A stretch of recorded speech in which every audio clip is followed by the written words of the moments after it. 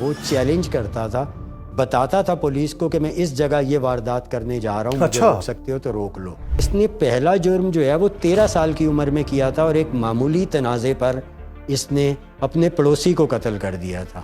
رحمان جو ہے وہ بذات خود ڈکیت نہیں تھا۔ ارشد پپو نے رحمان کے چچا کو اٹھایا، باقاعدہ فون کر کے رحمان کو مارنے کی آوازیں پوری اس کے چچا کی جو ہے وہ چیخوں کی آوازیں اور وہ سنوائی تھی۔ بسم اللہ الرحمن الرحیم۔ السلام علیکم ناظرین، سنو پوڈ کاسٹ میں خوش آمدید۔ میں ہوں یاسر رشید۔ ناظرین، ایک وقت تھا کہ کراچی کے اندر انڈر ورلڈ کی دنیا پنپ رہی تھی، بڑے بڑے نام سامنے آ رہے تھے جو اس وقت کے ماضی کو اگر کھنگالا جائے، اس میں پرکھا جائے، اس میں دیکھا جائے تو معلوم یہ پڑتا ہے کہ کوئی بڑے نام نہیں تھے۔ کوئی چھوٹا مزدور تھا، کوئی کسی جگہ پہ کام کرنے والا تھا، کوئی باپ کا بدلہ لینے کو پہنچا، کوئی حالات بدلنے کے لیے پہنچا، کوئی دنیا کے کسی اور شخص سے مرعوب ہو کے اس نے یہ فیصلہ کیا کہ وہ کراچی کے اوپر حق حکمرانی جو ہے اس کو برقرار رکھنے کی کوشش کرے گا اور اس منصب تک پہنچنے کی کوشش کرے گا، اور اس کے راستے میں جو کچھ بھی پھر آتا گیا وہ اسے کاٹتا چلا گیا۔ کبھی سر کاٹے گئے، کبھی لاشیں بوریوں میں بھر کے دریاؤں کے اندر، نالوں کے اندر بہائی گئیں، سڑک کنارے پڑی رہیں، مال بنایا گیا اور پیسہ اس حد تک بنایا گیا کہ روب و دبدبا طاقت کے ایوانوں میں بھی سنائی دینے لگا۔ انہی بڑے ناموں کے اندر وہ جو معروف تھے اپنے وقت کے نام، جو اپنے وقت کے بادشاہ بنے ہوئے تھے، جو اپنے وقت کے حاکم کہلانا چاہتے تھے، جن کے ایک اشارے کے اوپر کسی کی زندگی چلنے اور رکنے کا فیصلہ ہوا کرتا تھا، انہی ناموں میں ایک نام رحمان ڈکیت کا ہے، جس کا تعلق کراچی سے تھا۔ کراچی کی جرائم کی دنیا میں اس نے قدم کیسے رکھا، کن وجوہات کی بنیاد پہ رکھا، جرم کی اس دنیا کے اندر اپنا نام بنانے کی تگ و دو کے اندر کس کس کو مارنے کی کوشش کی گئی، کس کی ایما پر کی گئی، کس کے ساتھ تعلقات بنائے گئے، اب اس کا انجام کیا ہے، اس پورے منظرنامے میں بات کریں گے۔ ہمیں جوائن کیا ہے سنو نیوز کے انویسٹیگیشن ڈیسک کے ہیڈ طارق حبیب صاحب نے۔ طارق صاحب، بہت شکریہ آپ کے وقت کا۔ طارق صاحب، ہم نے جو پچھلا ایپیسوڈ کیا عزیر بلوچ کے اوپر، وہاں پہ کئی رنگینیاں زندگی کی اور کئی اندھیرے جو تھے وہ ہم نے دنیا کے سامنے رکھے ہیں۔ اب یہ رحمان ڈکیت کا جو معاملہ ہے، اس کی زندگی کی بائیوگرافی کا آغاز اگر کیا جائے تو اس سے پہلے بتائیے یہ کہ اس پہ بات کرنا کیوں ضروری ہے؟ دیکھیں یاسر بھی، یہ اس لیے ضروری ہے کہ جو کچھ کراچی میں ہوا، جیسے شروع ہوا، اب جیسے ہم نے یہ ڈیسائیڈ کیا ہے کہ انشاءاللہ ان کاسٹ کے ذریعے ایک ایک کریکٹر کو سامنے لائیں گے، وہ کس طرح آئے، کن ہاتھوں میں پلے بڑھے، کیسے انہیں استعمال کیا گیا اور کیسے انہیں جو ہے وہ اس درجے پر پہنچا دیا گیا، اس مقام پر پہنچا دیا گیا کہ وہ وہاں سے جو ہے وہ ایک بڑا نام بن کے سامنے آئے، جو جرائم کی دنیا میں موجود لوگوں کے لیے آئیڈیل بن گئے کہ ہمیں ان کی طرف جانا ہے۔ اور ہر کریکٹر کے پیچھے ایک کہانی موجود ہے، ہر کریکٹر کے پیچھے جو ہے وہ کچھ نہ کچھ ایسی چیزیں موجود ہیں، کچھ نہ کچھ ایسی اس کے ساتھ ہوئے ظلم موجود ہے کہ جسے دیکھ کر، جیسے ابھی آپ نے ذکر کیا کہ بدلے کے لیے، یا پھر جو ہے وہ مطلب یہ دیکھیں کہ گلیمرائزڈ وے میں کوئی اس طرف نہیں آیا۔ ہم نے عزیر کی بات کی تھی، وہ باپ کے قتل کے بعد جو ہے وہ آیا، حالانکہ وہ ایک شائننگ اسٹوڈنٹ تھا۔ وہ جیسے ہم نے بتایا تھا کہ وہ لیاری جنرل اسپتال میں جاب کرتا تھا، وہ شروع سے ہی کھاتے پیتے گھرانے سے تعلق رکھتا تھا اور وہ جاب بھی خدمت کے جذبے کے تحت کرتا تھا، ایسا نہیں تھا کہ اسے پیسوں کی ضرورت تھی۔ اچھا، لیکن وہ اس دنیا میں تب آیا، اس جرائم کی دنیا میں تب آیا جب اس کے باپ ماما فیضو کو مار دیا گیا تھا، اور ورنہ وہ ابتدائی طور پہ جب رحمان اسے لے کے آیا تھا تو اس کی کوشش یہ تھی کہ اسے ایک پولیٹیکل کریکٹر کے طور پہ سامنے لایا جائے گا، اسی لیے ابتدا میں اسے لیاری امن کمیٹی کا چیئرمین بنایا گیا تھا۔ رحمان کا معاملہ، عبد الرحمان اور ڈکیت کا معاملہ جو ڈکیت کے نام سے مشہور ہوا، اس کا معاملہ ابھی ابتدا میں کچھ اسی طرح کا ہے، لیکن رحمان کا رجحان جرائم کی طرف ہی تھا۔ یعنی رحمان کے جو، جیسے ہم نے پچھلے اس میں پوڈ کاسٹ میں بھی ذکر کیا تھا کہ یہ جو دادر شیدل دو بھائی تھے، انہوں نے جب جو ہے وہ منشیات کی دنیا میں قدم رکھا، پھر ان کے سامنے مقابلے پہ بابو ڈکیت آیا۔ بابو ڈکیت نے ایک امپائر کھڑی کر لی اور اس نے جو ہے وہ رحمان کے باپ کو قتل کر دیا اپنی امپائر کو مضبوط بنانے کے لیے۔ بابو ڈکیت کا معاملہ یہ تھا کہ وہ آپ دیکھیں کہ وہ بتایا یہ جاتا ہے کہ وہ MS تھا اور وہ انگلش میں بات کرتا تھا. اور جو منشیات فروش تھا جس نے پوری اپنی امپائر کھڑی کر لی تھی، اس کے بارے میں جو CIA کے لوگ جنہوں نے اس وقت گرفتار کیا تھا اور پھر جو اس کی رپورٹس بنی، جو اس کی چیزیں سامنے آئیں، ان سے پتہ یہ لگا کہ وہ اس کی تعلیمی قابلیت MS تھی اور وہ انگریزی میں بات کرتا تھا. لیکن اس نے اپنی امپائر بنا لی، رحمان ڈکیت کے باپ کو مار دیا اور اس کے بعد اپنی جو ہے وہ اثر و رسوخ میں اضافہ کرتا چلا گیا. بعد میں CIA نے اسے اس وقت گرفتار کیا جب وہ بوڑھا ہو چکا تھا. اس کی ایک بات اور تھی یاسر بھائی کہ وہ چیلنج کرتا تھا، بتاتا تھا پولیس کو کہ میں اس جگہ یہ واردات کرنے جا رہا ہوں، مجھے روک سکتے ہو تو روک لو.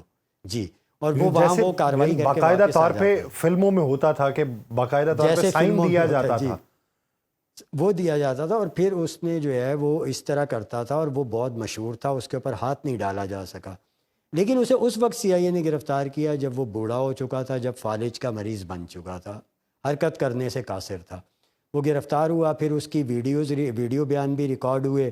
اس نے ذکر کیا کئی فلمی ہیروئن سے معاشقوں کا، کئی جو ہے وہ سیاست دانوں سے قریبی روابط کا، کئی رنگین محفلوں کا. بلکہ اس میں تو یاسر میں یہ کہوں گا کہ یہ جتنے بھی لوگ ہیں، جیسے جب چودھری اسلم شہید نے گرفتار کیا تھا عبد الرحمن کو، رحمان ڈکیت کو، اگر وہ ویڈیو بیان بھی سامنے آ جائے، اگر بابو ڈکیت کا ویڈیو بیان بھی سامنے آ جائے، اگر سولت مرزا کا ویڈیو بیان بھی سامنے آ جائے، اگر جو ہے عزیر کا ویڈیو بیان بھی سامنے آ جائے، تو ہمارا جو پولیٹیکل سسٹم ہے یہ ننگا ہو کے رہ جائے گا. تو اسی لیے جو ہے وہ یہ ویڈیو بیانات سامنے نہیں آتے، اور یہ ان کی بات، ان کی چیزیں، ان کے انکشافات سامنے نہیں آتے. ہم نے لاسٹ پوڈ کاسٹ کے آخر میں یہی ذکر کیا تھا کہ جو اوریجنل JIT وہ تو JIT رپورٹ تھی، وہ تو سامنے ہی نہیں لائی گئی. ورنہ پھر عزیر بتاتا نا کس نے بنایا تھا، اس نے کس نے چڑھایا اسے. عزیر تو ایسا نہیں تھا، وہ تو جیسے ہم نے ذکر کیا کہ وہ تو ایک شائننگ اسٹوڈنٹس تھا اس کا. اگر وہ اور میں آپ کو بتاؤں کہ میں جب اس کا انٹرویو کرنے گیا تھا تو یاسر بھی میں نے اس کی ٹیبل کے، وہ جو ہم نے تصویر بھی چلائی تھی، اس ٹیبل کے نیچے میں نے مختلف جو ممالک تھے ان کے میگزینز رکھے ہوئے دیکھے تھے جن کا وہ مطالعہ کرتا تھا. اور جب میں نے اس کا وہ انٹرویو کیا تھا جو پاکستان ٹوڈے میں بھی شائع ہوا، جو پیک میں بھی شائع ہوا اور جو ہمال ساؤتھ ایشین میں بھی شائع ہوا، اس میں اس نے ان میگزین سے مجھے ریفرنسز کوڈ کیے تھے. تو مطلب جیسے اب کہنے کا مقصد یہ کہ وہ اس طرف کیسے آیا تھا، یہ ہم نے پچھلے اس میں بتایا. عبد الرحمن کا معاملہ بھی کچھ اسی طرح ہوا کہ یہ اس جرائم کی دنیا کی طرف جب اس کے باپ کو مار دیا گیا، بابو ڈکیت نے مار دیا، تو یہ آیا اور یہ جو ہے وہ اس کو جو شیدل تھا، وہ جب داتل کو مار دیا گیا تو شیدل جو تھا وہ اپنے 7 بیٹوں کے ساتھ منشیات کا جو ہے وہ کاروبار سنبھال رہا تھا بابو ڈکیت کے مقابلے میں، جس میں یاسر عرفات اور ارشد پپو شامل تھے. اس نے عبد الرحمن کو اپنی سرپرستی میں لے لیا، بالکل اسی طرح جس طرح آگے چل کے پھر رحمان نے عزیر کو اپنی سرپرستی میں لے لیا تھا جب اس کے باپ کو مار دیا گیا. اس نے اپنی سرپرستی میں لے لیا. تو رحمان جو ہے وہ چونکہ ایک کرمنل مینٹیلٹی رکھتا تھا، اس نے پہلا جرم جو ہے وہ 13 سال کی عمر میں کیا تھا اور ایک معمولی تنازع پر اس نے اپنے پڑوسی کو قتل کر دیا تھا. اور اس کی عمر اس وقت کیا ہوگی؟ آپ کو جس کو قتل 13 سال تھی. نہیں، جس کو قتل کیا گیا اس کی عمر کیا ہوگی اس وقت؟ وہ پڑوسی مرد تھا، مطلب اس گھر کا کفیل تھا، مرد تھا، وہ لڑکا نہیں تھا. اور اس کی ایک بات بتاؤں کہ رحمان کے بارے میں کہا جاتا ہے کہ اس نے اپنی ماں کو بھی قتل کیا تھا. اور ماں کو قتل اس لیے کیا تھا، جو وہاں پہ کی جاتی ہے، جو اس کے لوگ تھے جو وہ بتاتے ہیں اور جو CIA رپورٹس بتاتی ہیں کہ اس نے وہ قتل اس لیے کیا تھا کہ اس کی ماں کے جو اس کا باپ کا قاتل تھا بابو ڈکیت، اس کے ساتھ ناجائز تعلقات تھے. اب یہ رپورٹس بتاتی ہیں اور وہاں کے لوگ بتاتے ہیں، اس وجہ سے اس نے اپنی ماں کو بھی قتل کر دیا تھا.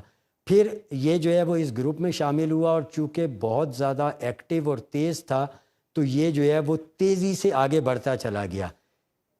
ارشد پپو اور یاسر عرفات کے ساتھ. رحمان جو ہے وہ بذات خود ڈکیت نہیں تھا، یعنی ڈکیت کی میں بات کر رہا ہوں، ڈکیت نہیں تھا. اس کے ساتھ جو ڈکیت لگا وہ اس لیے لگا کہ جو اس کے باپ کا قاتل تھا بابو ڈکیت، اس نے اس کے گروپ کو کیپچر کیا اور بابو ڈکیت کے تمام لڑکے اپنے ساتھ ملا لیے تھے. تو اس کی وجہ سے وہ بابو ڈکیت والی جو عرفیت تھی وہ رحمان کے ساتھ آ گئی. اچھا، تو یہ رحمان ڈکیت بن گیا. ٹھیک. یہ گینگسٹر تھا، یہ نامور گینگسٹر تھا، اس نے ایک عروج دیکھا، لیکن لفظ جو ڈکیت جو اس کی عرفیت تھی وہ اس وجہ سے نہیں لگی کہ رحمان ڈکیتیاں مارتا تھا، وہ اس وجہ سے لگی کہ جو اس نے گروپ کیپچر کیا مخالف تھا، گینگ جو تھا اس کا خاتمہ کرنے میں یا اس کے لوگوں کو اپنی طرف راغب کرنے میں کامیاب رہا، اپنی تو طرف راغب پھر کرنے کے اس کا بعد ٹائٹل جو ہے بیسیکلی اس نے وہ اپنے ٹائٹل ساتھ چھینا. لے لیا. جی ایگزیکٹلی، بیسیکلی اس نے بابو ڈکیت کا ٹائٹل ڈکیت چھینا تھا، جو پھر آٹومیٹیکلی اس کے ساتھ لگ گیا، اور افشانی گلی جو آج تک بہت مشہور ہے اسی کو اس نے اپنا ہیڈ کوارٹر بنایا اور وہاں سے اس نے کام شروع کر دیا.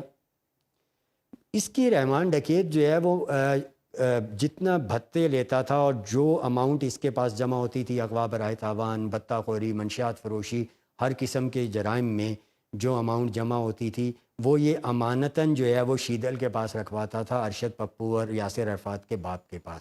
اچھا. تو یہ اس کی جو رپورٹ سے اور وہ وہاں سے پتہ لگتا ہے اس کی کہانی کا، وہ یہ کہ اس کے جو شیدل سے اختلافات ہوئے وہ بنیادی طور پہ اس لیے ہوئے کہ دو چیزیں ہوئی. ایک تو یاسر عرفات اور عبد الرحمان ڈکیت جو ہے یہ ایک ساتھ گرفتار ہوئے تھے، لیکن شیدل نے کیا کیا کہ اس نے اپنے بیٹے کی ضمانت کروا لی اور اس نے عبد الرحمان ڈکیت کو کہا کہ تم فرار ہو جاؤ، یعنی وہ دونوں ایک ہی کیس میں تھے. اس نے بیٹے کی ضمانت کروائی اور اس کو فرار کروا دیا، جس کی وجہ سے یہ پولیس کے لیے مفرور ہو گیا اور پولیس مسلسل اس کے پیچھے لگ گئی، جبکہ اس کے بیٹے کی ضمانت ہو گئی تھی. دوسرا معاملہ یہ ہوا کہ جب اسے عبد الرحمان جو تھا یہ رحمان ڈکیت، اس کو یہ والی بات بہت زیادہ بری لگی اور یہ پہلی چپکلش تھی جو ان کے درمیان پیدا ہوئی. دوسرا معاملہ، دوسرا جو تنازع تھا وہ اس وقت پیدا ہوا جب عبد الرحمان ڈکیت نے اس نے اپنا جو امانتاً اس نے اس کے پاس رکھوائی ہوئی اماؤنٹ تھی، جو بتایا یہ جاتا کہ تقریباً 5 کروڑ کے قریب تھی، اور یہ آپ دیکھیں کہ یہ کروڑوں روپے اس وقت کی بات ہو رہی ہے. یہ کس سال کی بات ہو رہی ہے؟ یہ بات ہو رہی ہے 90s کے اینڈ کی. اچھا، اس وقت 5 کروڑ؟ اور یہ 2000 کے شروع کی یہ بات ہے، اور اس وقت یہ اماؤنٹ 5 کروڑ کی تھی، یعنی 2000 کے آغاز کی بات ہے، 21ویں صدی کے آغاز کی بات ہے. یہ جو ہے اس وقت کی یہ اماؤنٹ تھی، اور اس ٹائم آپ اندازہ کر سکتے ہیں کہ اس ٹائم ہزاروں اور لاکھوں لوگوں کے لیے کتنی اہمیت رکھتے تھے، اور یہ کروڑوں میں بات چیت چل رہی تھی. تو جو بتایا جاتا ہے وہ یہ کہ 5 کروڑ کی اماؤنٹ تھی.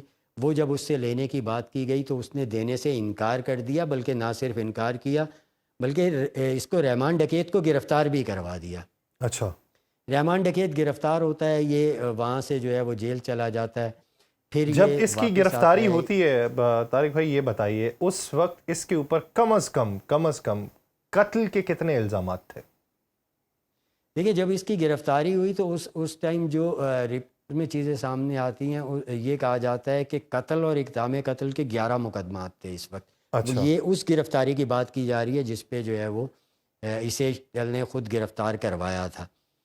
اب اس کو جو ہے، اچھا یہ جب واپس آتا ہے اور وہ یہ گرفتاری کے بعد اپنی ضمانت کرواتا ہے، معاملہ ختم کرواتا ہے، کچھ بعد جو ہے وہ کراچی سٹی کورٹ اسے لایا جاتا ہے، تو یہ اس کی ضمانت منظور نہیں ہو رہی ہوتی، تو یہ سٹی کورٹ سے فرار ہو جاتا ہے. یہ فرار ہوتا ہے تو اس کے بعد پھر یہ فرار ہونے کے بعد لیاری میں آ جاتا ہے. لیاری میں آ کے یہ وہی گروپ جو یہ پہلے بنا چکا تھا اور بابو ڈکیت کا گروپ توڑ کے اس کا جو ٹائٹل تھا وہ حاصل کر چکا تھا، اسی گروپ کو ایکٹیو کرتا ہے اور یہ مقابلے میں کھڑا ہو جاتا ہے ارشد پپو، شیدل اور یاسر عرفات کے. ٹھیک. اور یہ ان کے سامنے کھڑا ہو کے غصے میں یہ ان سے بدلہ لینے کے لیے ایکٹیو ہو جاتا ہے. اس موقع پر جو ہماری پولیس تھی وہ جو ہے وہ بجائے ان جرائم کو روکنے کے وہ دونوں گروپ سے مال بٹورنے میں لگی ہوئی تھی اور خوب پیسہ کمایا جا رہا تھا. جو وہاں کی مقامی پولیس تھی اس کا کام صرف یہ رہ گیا تھا اس وقت کہ وہ دونوں گروپ سے جو ہے وہ خوب پیسے کما رہے تھے، بٹور رہے تھے، اور ان کو جرائم کی کھلی اجازت دی ہوئی تھی. اس موقع پر جو ہے وہ عبد الرحمان اور ارشد پپو کے درمیان تنازعات بڑھتے بڑھتے ایک دوسرے کے گروپ کے لڑکے مارنے کا سلسلہ بھی شروع ہو جاتا ہے. اچھا. اب ہوا یہ کہ عبد الرحمان نے اپنے جو ہے وہ بدلہ لینے کے لیے جو اس کے ساتھ ہوا تھا، اس نے ارشد پپو کے چچا کو اٹھایا، بلکہ ارشد پپو کا چچا نہیں تھا، محمد انور نام تھا، اور وہ بنیادی طور پہ ارشد پپو کی جو منشیات فروشی کے جو اماؤنٹس آتی تھیں اس کی ساری لین دین کا حساب رکھتا تھا، بتہ خوری کے جو معاملات تھے ان کا حساب رکھتا تھا، اور کہا یہ جاتا ہے کہ وہ ارشد پپو کا ماموں سسر بھی تھا، یعنی اس کی بیوی کا ماموں تھا، تو وہ یعنی اس قریبی کو بھی بہت اس تھا۔ چکر میں اٹھایا گیا کہ اس کو میری 5 کروڑ کی رقم کا معلوم ہوگا۔ جی ہاں، وہ اس کو اس چکر میں اٹھایا گیا، اور پھر جب وہ چیزیں سامنے نہیں آئیں تو جو ارشد پپو کے باپ نے جو دھوکہ رحمان ڈکیت کو دیا تھا اس کا بدلہ لینے کے لیے محمد انور کو قتل کر دیا گیا، اور پھر میسج جو ہے وہ ارشد پپو کو کروایا گیا کہ میں یہ جو ہے یہ میں نے اس چیز کا بدلہ لیا ہے۔ یہاں پہ یاسر بھائی یہ کہ ارشد پپو اپنے باپ اور اپنے بھائیوں کی اور جو باپ کا اثر و رسوخ تھا اس کی وجہ سے رحمان ڈکیت کے مقابلے میں زیادہ پاورفل تھا اس اچھا، ٹائم تک کی ہم بات کر رہے ہیں۔ ٹھیک۔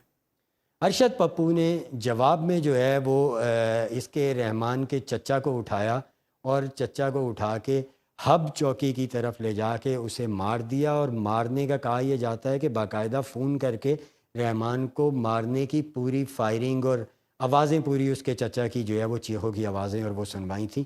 تو پھر یہ بتائیے کہ جب اس کے چچا کو مارا گیا تو اس کے نتیجے کے اندر رحمان ڈکیت نے پھر کون کون سے جرائم کیے ہیں اور اس کا نتیجہ پھر کیا نکلا ہے؟ ارشد کا زوال کہاں سے شروع ہوا؟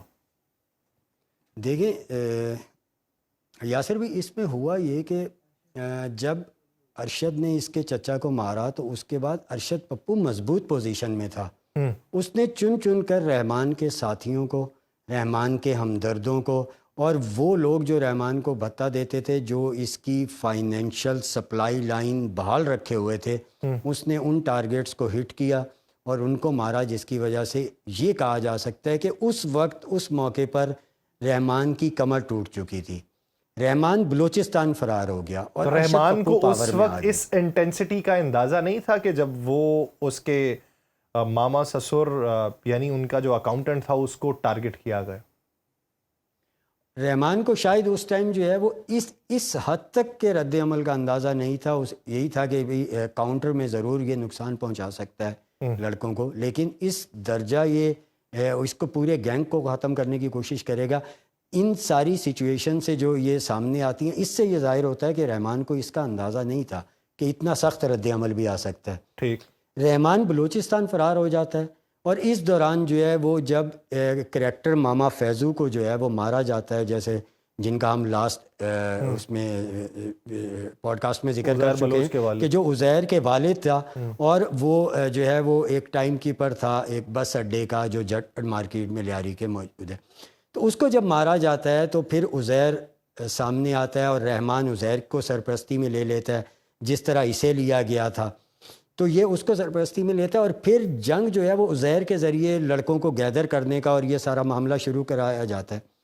اب ہوا یہ تھا کہ یہ جب رحمان واپس آتا ہے، واپس آ کے یہ دوبارہ ری آرگنائز کرنے کی کوشش کرتا ہے، لیکن دیکھیں یہاں پہ سیاسی معاملات شروع ہو جاتے ہیں۔ اس وقت پوزیشن یہ تھی کہ ارشد پپو کو ایم کیو ایم لندن اس کے اوپر ہاتھ رکھنا شروع ہو گئی تھی، کیونکہ لیاری پیپلز پارٹی کا گڑھ تھا۔ اچھا۔ اور ساری کوشش کے باوجود، سارے کراچی میں ایم کیو ایم لندن قبضہ کرنے کے باوجود، ایک لیاری ایسی جگہ تھی جہاں پہ قبضہ نہیں کر پاتی تھی۔ لیاری کی قومی اور صوبائی اسمبلی کی نشستیں جو ہیں وہاں سے بری طریقے سے ایم کیو ایم ہارتی تھی اور ضمانتیں تک ضبط ہو جاتی تھی ان کی، تو یہ پوزیشن لیاری میں تھی۔ ایم کیو ایم کا ایک عرصے سے خواب تھا کہ کسی طریقے سے لیاری پر قبضہ کیا جائے۔ ٹھیک۔ ان کی جانب سے ارشد پپو کو سپورٹ کی جاتی ہے، ارشد پپو ان کی حمایت لے لیتا ہے، اور یہی ارشد پپو کی غلطی بنتی ہے۔ یعنی جب وہ ارشد پپو حمایت کا لے تعلق لیتے پہلے پاکستان پیپلز پارٹی کے ساتھ، یا جھکاؤ یا سیاسی وابستگی یا نظریات پی پی کی طرف تھے؟ ارشد پپو کے بنیادی طور پہ کسی کی طرف صرف مفادات کی سیاست تھی کہ جہاں سے مفاد حاصل ہوتا ہے، جہاں سے اس کی جرائم کی دنیا کی یعنی رکاوٹوں کو ہم یہ کم کہہ کیا سکتے ہیں جائے۔ کہ ایک وقت تک اس کے مفادات پیپلز پارٹی سے جڑے رہے، یا وہاں سے اسے فنڈنگ ہوتی رہی؟ نہیں، فنڈنگ میرا نہیں خیال کہ جو ہے فنڈنگ کا معاملہ کم از کم ارشد پپو تک رہا ہے، جو میری نالج ہے، جتنا میں جانتا ہوں۔ البتہ منشیات کے کاروبار میں اس وقت پہ میں نے آپ کو بتایا کہ جو یہ شیتل اور دادل تھے اور جو بابو ڈکیت تھا، ان کی بابو ڈکیت کی گرفتاری نے اور اس کے ویڈیو بیان نے پیپلز پارٹی کے کئی لوگوں سے جو ہے وہ تعلقات کے بھانڈا پھوڑا تھا مطلب اس نے. صحیح. تو جو ارشد پپو کا معاملہ تھا اس میں ایسا نہیں تھا کہ پیپلز پارٹی کی طرف جھکاؤ ہے یا اس کی طرف، لیکن چونکہ وہ راج کرنا چاہتا تھا تو جب اسے ایم کیو ایم لندن کی سپورٹ ملی تو اس نے اس سپورٹ کو یس کہا. اور یہی بنیادی طور پہ غلطی بن گئی ارشد پپو کی کہ اس نے جو ہے وہ ان کی طرف جھکاؤ ظاہر کیا. جیسے ہی ان کی طرف جھکاؤ ظاہر ہوا تو پھر ارشد پپو ایک دن گرفتار ہو جاتا ہے اور گرفتار کر کے اسے جیل بھیج دیا جاتا ہے اور وہاں سے پھر رحمان ڈکیت کی واپسی ہوتی ہے. اچھا. پھر رحمان یعنی رحمان ڈکیت جب وہ واپس آتا ہے تو اس وقت ارشد پپو منظر عام پہ نہیں ہے اس کے مقابل، وہ جیل کی سلاخوں کے پیچھے. وہ جیل کی سلاخوں کے پیچھے تھا.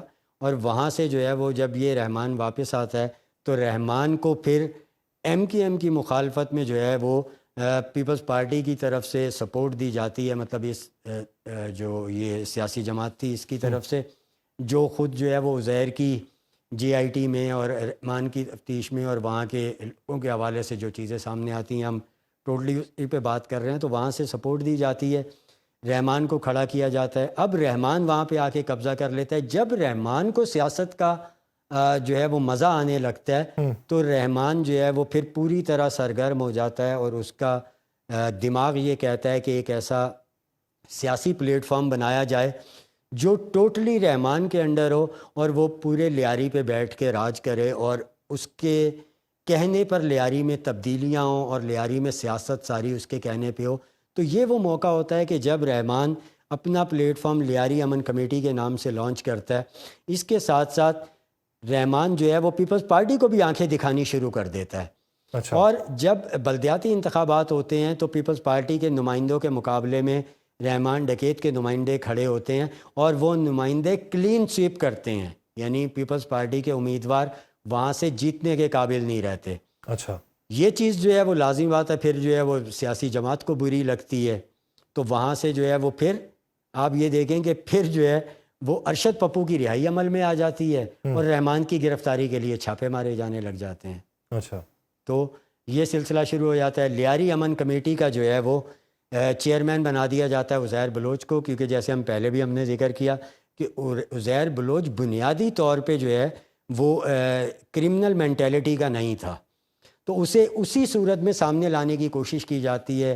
لیاری کے اندر مختلف جو ہے وہ فلاحی کاموں میں اس کو شامل کیا جاتا ہے، اسکول بنواتا ہے اور کئی جو ہے وہ خواتین بچیوں کو اس نے لاہور وظیفہ دے کے لاہور بھجوایا. یہاں انہوں نے لمز میں تعلیم حاصل کی، بلکہ ایک موقع پہ عزیر نے میڈیا کو ان بچیوں کا ڈیٹا بھی دیا تھا جن دنوں لیاری امن کمیٹی کا بڑا چرچا تھا اور وہ اس کے ساتھ چل رہا تھا.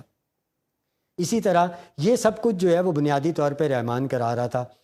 اچھا، چودھری اسلم نے رحمان کو پہلی دفعہ گرفتار کیا، ٹھٹھا سے گرفتار کیا. وہ گرفتار کر کے اسے لے کے آیا تو اسے انٹیروگیٹ کیا گیا اور رحمان جو ہے وہ چودھری کے بندوں کو 2 کروڑ روپیہ دے کے وہاں سے فرار ہو جاتا ہے. اب ہوا یہ کہ چودھری نے جو گرفتاری کی تھی، نہیں بلکہ اس میں ہوتا یہ ہے کہ وہاں سے گرفتار کر کے آتا ہے، اسے حوالے کر دیا جاتا ہے، وہ جیل سے فرار ہو جاتا ہے.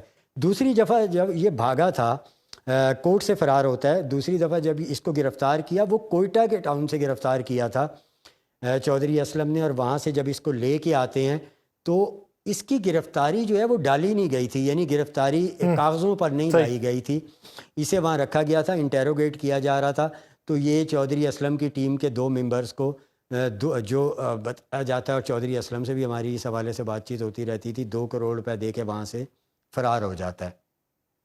تو اب چونکہ یہ کاغذوں پر گرفتاری نہیں تھی تو اس کی کوئی آفیشیل تحقیقات نہیں ہوتی، آفیشلی کسی کو ذمہ دار نہیں ٹھہرایا جاتا، لیکن اس کی گرفتاری کا معاملہ یہ تھا کہ حساس ادارے بھی اس میں جو ہے وہ ساتھ تھے گرفتار کروانے میں. تو اندرونی طور پہ تمام جو ادارے ہیں انہوں نے اس کی تحقیقات بھی کی اور وہ جو 2 لوگ تھے ان کو ذمہ دار ٹھہرا کر گرفتار بھی کیا گیا تھا. ٹھیک. تیسری دفعہ جب اس کو جو ہے وہ گرفتاری کے لیے ہب کارروائی کی جاتی ہے تو وہاں پہ چودھری اسلم جو ہے وہ خود لیڈ کر رہے ہوتے ہیں، عرفان بہادر وہ ابھی ہیں، ہمارے بہت اچھے دوست بھی ہیں، وہ بھی شامل تھے، حساس اداروں کے لوگ بھی شامل تھے. جب یہ وہاں سے چودھری اس کو رحمان ڈکیت کو گرفتار کرنے جاتے ہیں تو رحمان کو پہلے سے اطلاع مل جاتی ہے اور وہ حملہ کر دیتا ہے، جس میں حساس ادارے کے لوگ چودھری اسلم، عرفان بہادر اور دیگر سپاہی جو ہے وہ زخمی بھی ہوتے ہیں، گولیاں لگتی ہیں انہیں۔ اچھا، اس کے بعد ہوتا یہ ہے کہ رحمان کو ڈھونڈنے کے لیے تمام ادارے، پولیس اور یہ جو ہمارے اسلم ان کی ٹیم یہ سرگرم تھے، اور چودھری اسلم سے جب ہم ملتے تھے تو وہ ایک بات کہتے تھے یار میں عمرہ کرنے گیا تھا تو میں نے جو ہے وہ خانہ کعبہ کا غلاف پکڑ کر اللہ تعالیٰ سے دعا مانگی تھی کہ یہ بندہ میرے ہاتھ آئے، کیونکہ اس کا میری کسٹڈی سے فرار ہو جانا میرے اوپر ایک جو ہے وہ سیاہ دھبا ہے، اسے ریموو ہونا چاہیے۔ خیر یہ معاملہ چلتا رہا، اور پھر جو ہے وہ اطلاع ایک سامنے آتی ہے 2009 میں کہ رحمان ڈکیت کا انکاؤنٹر ہو گیا ساتھیوں سمیت۔ اچھا، اس میں بھی ایسے آئی کہ میں کراچی پریس کلب میں تھا اور مجھے میری سورس نے اطلاع دی کہ ان کی ڈیڈ باڈیز جو ہیں وہ جناح اسپتال کے مردہ خانے لائی جا رہی ہیں۔ اچھا، تو میں تھا اور دیگر دو صحافی تھے، تو ہم نے آپس میں، آپ جانتے ہیں صحافیوں میں مقابلہ ہوتا ہے کہ بھئی ایک دوسرے سے پہلے میکسیمم انفارمیشن حاصل کر لی جائیں۔ تو وہ جو ہے وہ صرف ایک ہی دوست کو بتایا اور ہم وہاں پہنچے، وہاں پہنچ کے ویٹ کرنے لگ گئے، ابھی تک ڈیڈ باڈیز آئی نہیں تھیں۔ تو اس کے بعد ڈیڈ باڈیز آئیں اور اس کے ساتھ لوگ بھی موجود تھے، چودھری اسلم تھے، عرفان بہادر، دیگر لوگ تھے کہ جی انکاؤنٹر ہوا ہے اور ہم نے جو ہے وہ مار دیا ان کو۔ یہ انکاؤنٹر تو ہو گیا۔ اس انکاؤنٹر کے بعد مختلف جو ہے وہ میڈیا پر بھی رپورٹس آئیں اور سورسز نے بھی بتایا کہ اس انکاؤنٹرز کے حوالے سے مختلف خدشات جو ہے وہ پائے جا رہے تھے، تحفظات پائے جا رہے تھے کہ یہ انکاؤنٹر بنیادی طور پہ گرفتار کرنے کے بعد جو ہے مبینہ طور پہ گرفتار کرنے کے بعد مارا گیا۔ اچھا، اس میں دو تین چیزیں سامنے آئی، جیسے جو خود چودھری کی ٹیم کے لوگ تھے انہوں نے دو نے بتایا کہ یہ بلوچستان میں شو کیا گیا تھا، جبکہ ڈیڈ باڈیز وہاں جب پہنچی تھیں تو ان سے تازہ خون بہہ رہا تھا، یعنی اس کا کہنا یہ تھا کہ یہ قریب ہی کہیں مارے گئے تھے۔ ٹھیک۔ دوسری جو ہے وہ اوڈی آئی تھی کہ جی یہ جو ہے وہ نیشنل ہائی وے کی طرف مارے گئے ہیں۔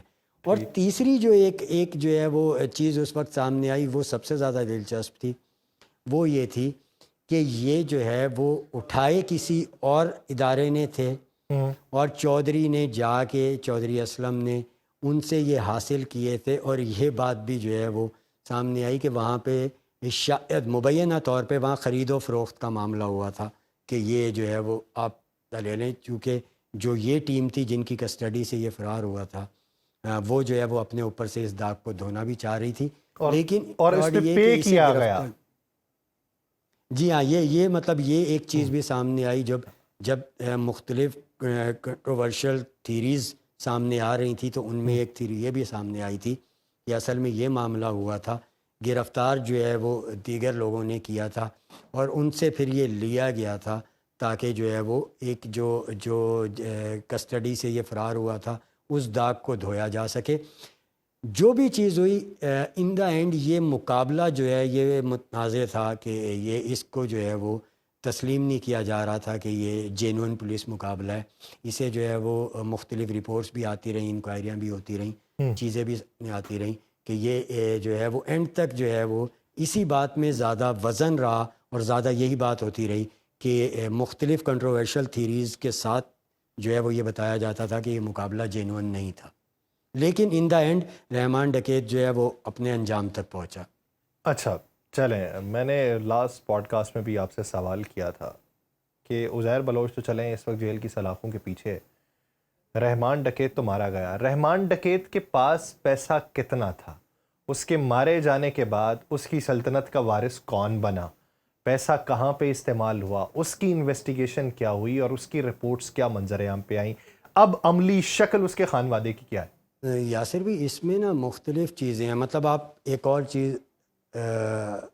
چیز میں آپ سے ڈسکس کرتا ہوں جو مجھ سے ایک جو ہے وہ ادارے کے فرد نے ڈسکس کی تھی، میں آپ سے کرتا ہوں، تو آپ پورے ملک میں کہیں پر بھی اس کو امپلیمنٹ کر کے دیکھ لیجئے گا، آپ کو نا چیزیں تھوڑی سی سمجھ آنے، چاہے وہ کچے کے ڈاکو ہوں، چاہے وہ لیاری ہو، چاہے وہ دیکھیں یاسر بھی مطلب سوچے کہ یہ رحمان ڈکیت ہو گیا، عزیر بلوچ ہو گیا، بابا لاڈلا ہو گیا، نورا ہو گیا، یہ سارے جو تھے یہ بینک اکاؤنٹس کھلواتے ہوں گے کیا یہ اماؤنٹس رکھنے کے لیے؟ نہیں، کبھی بھی نہیں۔ نہیں نا، تو یہ کہاں رکھتے ہوں گے؟ اپنے گھروں میں؟ کبھی بھی نہیں۔ یہ کچے کے ڈاکو کو بھی اس میں شامل کر لیجئے گا۔ ٹھیک۔ یہ مطلب یہ کسی نہ کسی گارنٹر کے پاس ہی رکھتے ہوں گے. ایگزیکٹلی گارنٹر کے پاس یہ رکھتے تھے. اور پھر اس میں یہ ہوتا تھا کہ بنیادی طور پہ اس گارنٹر کی ملی بھگت سے اگر کسی گینگسٹر کو مارا جاتا تھا تو اس گینگسٹر کی ملی بھگت سے ہی مارا جاتا تھا. وہ اطلاع دیتا تھا کہ جی یہ اتنی اماؤنٹ ہو گئی ہے اس کی, یہ اماؤنٹ یہاں پڑی ہوئی ہے اس کی, اتنی میرے پاس موجود ہے, اتنی یہاں پڑی ہوئی ہے. یہ جو جعلی قسم کے آپریشن کیے جاتے ہیں نا, ان کے پیچھے یہ لاجک ہوتی ہے اچھا. کہ جو اماؤنٹ ہے اور جو چیزیں ہیں یہ انہیں پتہ ہوتا ہے کہ یہ ہمیں وہاں سے مل جائیں گی. یہ کچے کے ڈاکوؤں کا بھی آپ یہی لگا دیں کہ بھائی کروڑوں روپیہ وہ اغوا برائے تاوان کا وصول کرتے ہیں, تو کون سا بینک ہے جو اکاؤنٹ کھول کے ان کے پیسے رکھتا ہے؟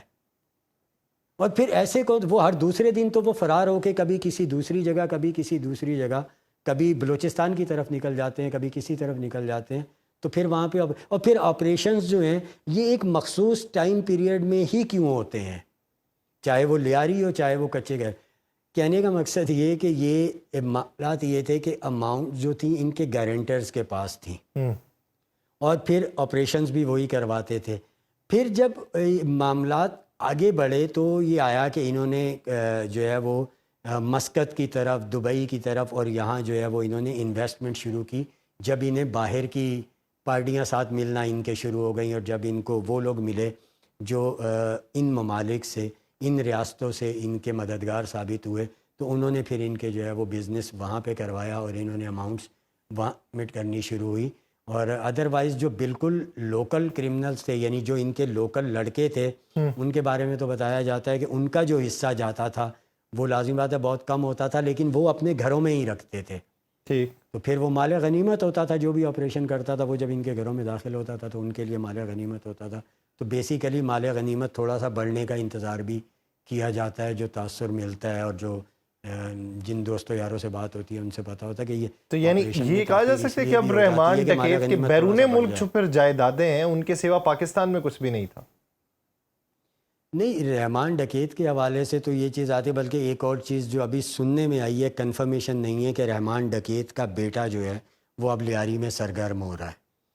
تو یہ دیکھیں آپ, وہی جیسے ہم اس دن بھی بات کر رہے تھے کہ وہ انڈین فلمز کا وہ سین نہیں ہوتا کہ وہ باپ کے بعد بیٹا قتل کا بدلہ لے رہا ہے, اور پھر بیٹا آ کے گدی سنبھالے گا, اور وہ مطلب اس طرح کے اب یہ سننے میں آ رہا ہے کہ اس کا بیٹا جو ہے وہ وہاں پہ سرگرم ہو رہا ہے. اور جو بکھرے ہوئے گینگز کے لوگ ہیں جو مختلف آپریشنز کے بعد جو ہے وہ وہاں سے تتر بتر ہو گئے تھے, اور خاص کر یہ جو بڑے نام تھے جیسے ارشد پپو, غفار ذکری, یہ مارے جانے کے بعد, عزیر کی گرفتاری کے بعد جو تتر بتر ہو گئے تھے, ان کو وہاں سے وہ جمع کر رہا ہے اور ان کو اکٹھا کرنے کی کوششیں کر رہا ہے. یہ سننے میں آ رہا ہے, اس کی کچھ جو وہاں کے مقامی دوست ہیں ان سے جب بات ہوئی انہوں نے بتایا, لیکن اس کی تصدیق تاحال نہیں ہو سکی ہے. تو یہ دیکھیں جو عزیر کی, ہم نے اس دن بھی میں نے آپ کو اس کے اکاؤنٹس کی, اس کی وہ ساری ڈیٹیلز جو جے آئی ٹی میں موجود تھیں, جے آئی ٹی رپورٹ میں نے وہ آپ کو دکھائی تھی. وہ اس کے معاملات اسی طریقے سے چل رہے ہیں. اور جیسے میں نے پہلے کہا کہ جو دوست یار ہوتے ہیں جن پہ آپ نے اپنے اچھے ٹائم میں, یعنی ان کا اچھا ٹائم اور اس ٹائم میں جو آپ نے احسانات کیے ہوتے ہیں, تو وہ آپ کے احسانات تلے دبے ہوئے ہوتے ہیں. جو عزیر کے احسانات تلے دبے ہوئے تھے وہ وہاں پہ اب دیکھ رہے ہیں, چیزوں کو دیکھ بھی رہے ہیں. اور یہ بھی سننے میں آیا ہے کہ کئی جو ہے وہ قبضہ کر کے بیٹھ گئے ہیں عزیر کی پراپرٹی پہ, جس کی وجہ سے اس کے اہل خانہ کو جو ہے وہ شدید مشکلات کا بھی سامنا ہے. مطلب اس طرح کی. تو بہرحال جو چلے میرا ایک آخری سوال, یہ آپ وہ جو کہتے ہیں گارنٹرز کے پاس چیزیں پڑی ہوتی تھیں اور پھر پتہ ہوتا تھا کہ کہاں کہاں پہ چیزیں پڑی ہیں, تو وہاں سے برآمد ہو جاتی تھی, تو برآمد ہونے والا تناسب کتنا ہوگا زیادہ سے زیادہ؟ یہ تو یاسر بھی آپ خود بھی اندازہ کر سکتے ہیں نا کہ جتنا ہمیں اعتبار ہے اپنے پولیس سسٹم پہ اور چیزوں پہ, تو میں نے آپ کو بتایا نا, تو یہ تو آپریشن میں تاخیر بھی اس لیے کی جاتی تھی کہ مال غنیمت میں تھوڑا سا اضافہ ہو جائے. جو خود جو ہے وہ مطلب ہمارے جو وہاں پہ تھے, جو دوست تھے, وہ جب بتاتے تھے واپس آتے تھے, تو مالی اور اس میں تو جو ہے وہ تناسب کم ہوتا تھا. البتہ جو اسلحہ وغیرہ جو برآمد ہوتا تھا, جو چیزیں وہاں سے برآمد ہوتی تھیں, وہ البتہ پوری طرح جمع کیا جاتا تھا, اور وہ اس کا تناسب پورا ہی رہتا تھا, وہ پورا ہی ظاہر کیا جاتا تھا. ٹھیک, یعنی یہ ہے آغاز سے انجام تک رحمان ڈکیت کی کہانی, جس میں مختلف اور کرداروں کے اوپر بھی ہم نے روشنی ڈالی ہے. اگلی کسی اور ایپیسوڈ میں حاضر ہوں گے کسی اور جرم کی دنیا کے شاہکار کے ساتھ کہ جو اپنے نام کو شاہکار کے طور پہ پیش کرتا تھا لیکن بدامنی کا عنصر پھیلانے میں اس کا بنیادی کردار تھا. کراچی کی اسی دنیا کا تذکرہ ہوتا رہے گا. بہت شکریہ طارق حبیب صاحب اس حوالے سے اپنا وقت دینے کے لیے. ناظرین اس ایپیسوڈ سے مجھے دیجیے اجازت. آپ سے ملاقات ہوگی کسی اور ایپیسوڈ میں. اپنا بہت سا خیال رکھیے گا. اللہ نگہبان.